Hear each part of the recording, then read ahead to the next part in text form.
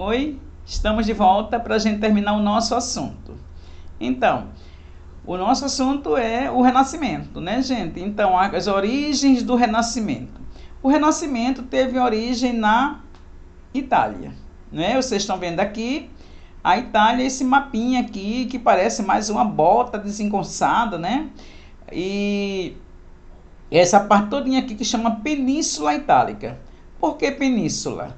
Porque a gente já estudou em outras aulas, mas não sei se vocês se lembram, que uma península é uma elevação do continente que entra pelo mar. Se fosse separado aqui, seria uma ilha, como esse aqui é uma ilha. Mas como está ligado ao continente, é uma península. Então a Itália está aqui e foi aí que começou a ter origem o renascimento cultural. Por que isso aconteceu? Porque os grandes centros mercantis estavam lá na Itália. Os italianos ganharam muito dinheiro antes das navegações, porque faziam comércio com os árabes pelo mar Mediterrâneo para comprar especiarias orientais. E foi por isso que o governo português teve que encontrar um novo caminho, porque eles não podiam passar pelo mar Mediterrâneo. A gente estudou isso, eu acho que vocês ainda lembram, que foi este ano ainda.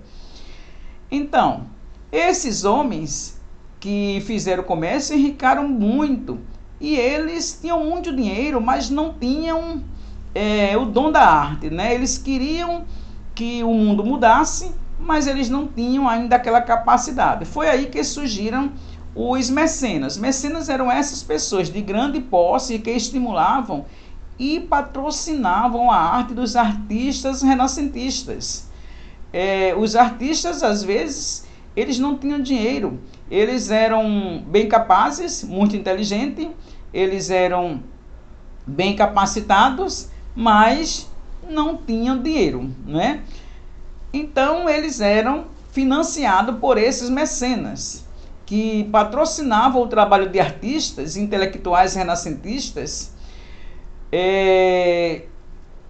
Destaque para as famílias Médici e Sforza, que eram enormes mecenas, uma família muito grande, que todos eles tinham muito dinheiro e acabavam financiando essas artes renascentistas. Quanto mais eles financiavam, mais prestígio teria na sociedade. Então, elementos preservados da antiguidade, como sede do Império Romano, a Itália era sede do Império Romano, a região mantinha muitos monumentos arquitetônicos e escultura desse período.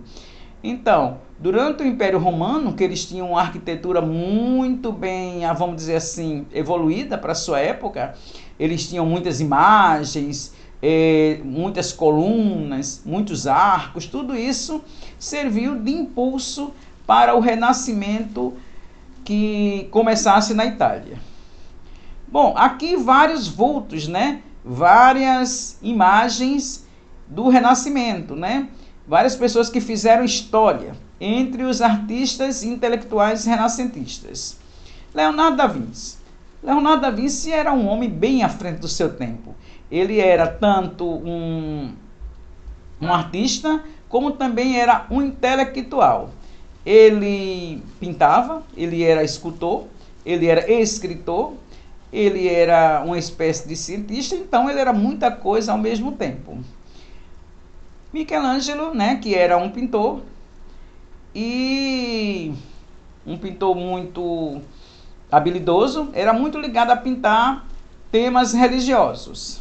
Rafael Sanzio, que foi um grande escultor e pintor, e também ele era intelectual, ele era uma espécie assim de rivalzinho, né, de Leonardo da Vinci. Ele queria se projetar mais do que Leonardo, mas Leonardo realmente foi o grande precursor do Renascimento italiano. E Botticelli, né? Sandro Botticelli, que foi um grande pintor renascentista. Tem até um desenho, né, que chama Tartaruga Ninja, que tem o nome dos principais, dos 4 principais artistas do Renascimento, né? Os nomes dos Tartaruga Ninja foram inspirados nesses homens que fizeram essa época. Leonardo, Michelangelo, Rafael e Donatello, que não está aí, mas são os nomes dos Tartaruga Ninja do desenho, né? Que não foi bem a época de vocês, mas vocês ainda ouvem falar nele.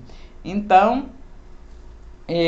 esses homens deram origem a esse desenho animado, que depois virou filme, mas foram inspirados nesses homens do Renascimento. Aí Leonardo da Vinci, excêntrico, né? Usava uma barba enorme. Geralmente os artistas são meio excêntricos, né? São diferenciados. Ele pintou vários quadros. E dois principais. Um foi esse aí, da Mona Lisa. Né? Não se sabe ao certo quem era essa mulher. Né? Tem muitas histórias sobre esse quadro. Há quem diga que ele era homossexual e ele pintou como se achasse que era o verdadeiro eu. Outros dizem que ele pintou a mulher amada. Outros dizem que era só uma amiga muito querida. Na verdade, não se tem uma ideia concreta de que mulher era essa do quadro. O fato é que o quadro ficou famoso por causa desse sorriso enigmático, né?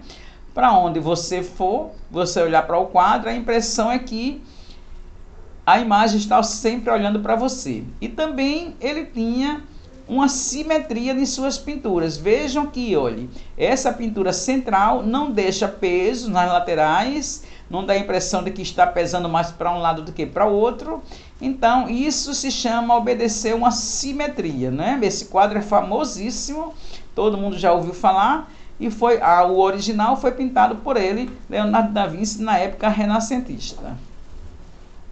Aqui o outro quadro famosíssimo, né, de Leonardo da Vinci, também pintado sob uma simetria, e se vocês prestarem atenção, eles já usavam 3D, quer dizer, 3 dimensões. 3 dimensões, aqui no caso, da ideia de altura, tá vendo aqui altura, largura e profundidade. Aqui vocês estão vendo a mesa da última ceia aqui na frente, olha, aqui na frente, e aqui no fundo, lá tem até uma paisagemzinha que passa pelas portas do fundo. Então, isso é a ideia de profundidade. Largura, olha aqui, vocês estão vendo que fica essa parte aqui na frente, como se a mesa estivesse bem na frente, e aqui as portas do fundo lá atrás. Então, dá a ideia de profundidade, né? E a altura vocês estão vendo aqui, né? Do piso até o telhado, então, em 3 dimensões. Altura, largura e profundidade. E obedecendo, né, ao critério de Leonardo, aqui nessa imagem também tem a simetria, né? Jesus no centro, né, da imagem, da pintura, e os apóstolos aqui ao lado, né? 6 apóstolos de um lado, 6 apóstolos do outro, não dá ideia de peso, né? De peso. Isso não é uma foto, é uma pintura. De acordo com Leonardo da Vinci, a Santa Ceia deve ter acontecido assim. E obedecendo a sua simetria, ele pintou os apóstolos divididos, né, em 2 grupos, para não deixar nenhum tipo de peso, né, do lado da imagem. Perfeito esse quadro, né, gente? Michelangelo, né, o artista. Ele era escultor, poeta, arquiteto, e ele foi, como eu já disse, um eterno rival emblemático. Ou seja, eles não chegavam a brigar, né, gente? Eles não tinham discussão. Mas tinha aquela rivalidadezinha para quem ver quem fazia trabalhos melhores, quem era mais elogiado na sociedade, quem era mais requisitado pelos mecenas. Então, ele tinha essa rivalidadezinha. Só que Leonardo, né, foi aquele que marcou a época mesmo do Renascimento. Quando se fala em Renascimento italiano, todo mundo lembra logo da imagem de Leonardo da Vinci. Mas ele também foi um grande artista do Renascimento. Ele esculpiu, olha, essa imagem da Virgem com o filho morto no braço, né, no colo. Vejam os detalhes aqui, ó, do tecido, as dobras perfeitos, né? Tudo isso é esculpido em pedra, não era feito de gesso, né? Como grande parte das imagens de hoje. Isso aqui é escultura mesmo, quer dizer que foi esculpido na pedra, né? Naquele sistema de marteladas, né? Fazendo todos esses detalhes, depois fazia o lixamento para deixar a superfície lisas. Um trabalho perfeito, né? Todos os detalhes aqui das mãos, daqui dos pés, né? Tudo perfeito, perfeito mesmo para uma época em que, como eu já sempre digo, a tecnologia não estava em alta. Rafael. Rafael, ele era um pintor muito bom. Ele pintava mais coisas ligadas à igreja, né? As coisas assim sacras. Ele fez o autorretrato. Naquela época, era muito comum os pintores renascentistas pintar o próprio retrato, né? E deixava em suas casas. Depois esses quadros foram recolhidos para museus e fizeram história no Renascimento italiano. A Rafael, ele pintou aí em duas fases, né? Ele pintou aqui uma pintura renascentista, tá vendo que ele tem um sorrisozinho meio irônico, umas cores, né, bem coloridazinha. E aqui ele pintou como se estivesse na Idade Média. Vejam que a expressão é mais séria, a figura é mais comportada, escura, né? Então vejam que aqui é uma coisa assim mais alegre, mais descontraída, enquanto aqui a imagem fica assim mais fechada, mais antiga, mais arcaica, né? Mais obscura. Bom, essa imagem aí renascentista jamais seria permitido se fosse na Idade Média. Adão nu. Mas essa imagem, gente, está pintada no teto da Capela Sistina lá na Itália. Não é? No teto de uma igreja. Deus ali só com um pano cobrindo as partes íntimas, cercado de anjos todos nus, e Adão também nu, recebendo o sopro da vida de Deus. Então, isso aí é como eles imaginam, né, que foi como Deus deu a vida ao homem, né? Adão ali no paraíso, e Deus veio e deu a vida a ele. Então, essa pintura está lá na Itália, né? Um dia quando vocês forem na Itália, quem sabe, né? Vocês podem visitar lá a Capela Sistina, que vocês vão ver que isso aí está pintado no teto, que foi pintado ainda na época renascentista. Aí mais uma pintura renascentista, né? A Virgem, né, com o menino Jesus, sem roupas, e ela, né, mostrando um livro ali para o menino Jesus. Então, vejam que essa imagem também é renascentista, porque os renascentistas, talvez porque tinham passado muito tempo na obscuridade da Idade Média, eles gostavam muito de pintar imagens de pessoas nuas. A Virgem, eles não podiam pintar nua, claro, né, gente? Mas o menino Jesus, sim, era uma criança. Então, isso aí também é uma pintura renascentista. Aí, olha, essa pintura belíssima, esse quadro, essa tela se chama As Três Graças. Vocês estão vendo que dá ideia de movimento, não é? As roupas das meninas, que mostram aqui as três graças, são transparentes, né? Dá para ver partes do corpo delas. Então, essa também é uma imagem que jamais seria permitida na Idade Moderna. Um quadro desse era considerado uma heresia. E o que era uma heresia naquela época? Era um pecado, né, da igreja. Um pecado que a Igreja Católica achava que era mortal e deveria ser punido, né? Então, muita gente na época foi queimado vivo porque desobedeceu às regras da igreja. Porque cometeu uma heresia, ou seja, um pecado mortal. Então, esse quadro aí também só foi possível na época renascentista. Bom, as principais características: humanismo ou antropocentrismo. Humanismo quer dizer o estudo do homem, né? A humanidade em si. O antropocentrismo quer dizer o homem no centro das atenções. Então, eles estão interligados de alguma forma, porque tudo está ligado ao estudo do homem, né? Da humanidade. Racionalismo e empirismo. Então, os dois estão juntos também. Racionalismo é o uso da razão. O empirismo diz que uma hipótese só pode ser dita como verdadeira se ela for experimentada, se ela for observada. Então, para que uma ideia seja considerada verdadeira, tem que passar por um processo de experiência, experimentação e observação. Cientificismo ou naturalismo? Os dois juntos, né? Porque a ciência existe, a natureza está ligada aos assuntos científicos também. Então, tudo está interligado. A cultura laica é a cultura que não está só ligada à igreja. Na Idade Média, a cultura era ligada à igreja. A cultura laica é aquela que fugiu das regras da igreja. A cultura greco-romana.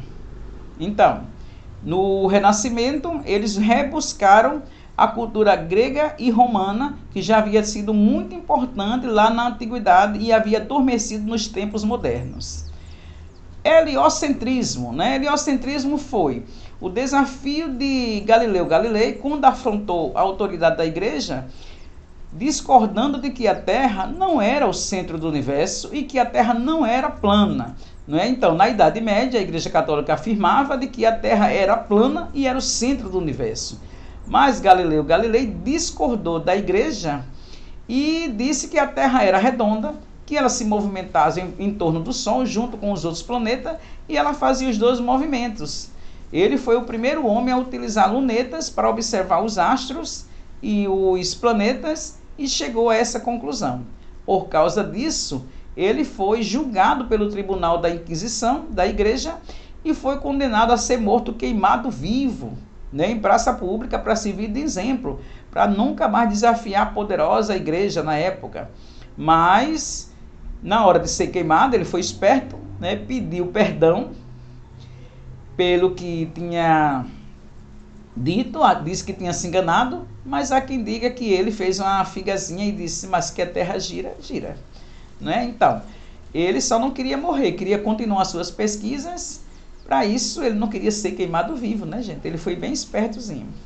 Aqui, olha, a inspiração urbana, né? O homem deixou de viver no campo e foi viver nas cidades.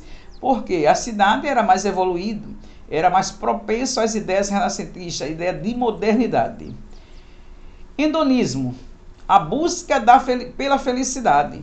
Eles achavam que a religiosidade em si só, com aquelas regras muito fechadas, não trazia o homem para a felicidade.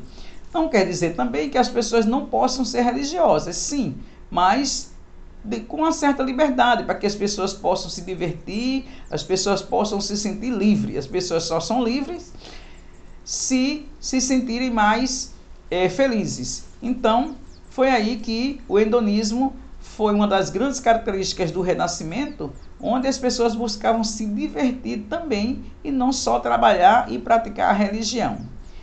E, por fim, o individualismo. O individualismo pode ter duas características, né? Pode ser aquele individualismo que as pessoas progridem, né? As pessoas sabem que trabalhar para progredir, esse é o individualismo saudável. E tem também aquele individualismo egoísta, né? Que não é desse que a gente está falando, que as pessoas só pensam em si próprias. O individualismo é que cada um tem que fazer a sua parte, tem que se divertir, tem que ter religião, tem que praticar arte, mas também ele tem que progredir através do individualismo científico. Bom, eu espero que vocês tenham gostado da minha aula, né? E eu vou passar um exercício depois, né, dessa aula, que vocês vão responder e a gente debate na nossa aula online. Um beijo grande, a saudade continua e até a próxima.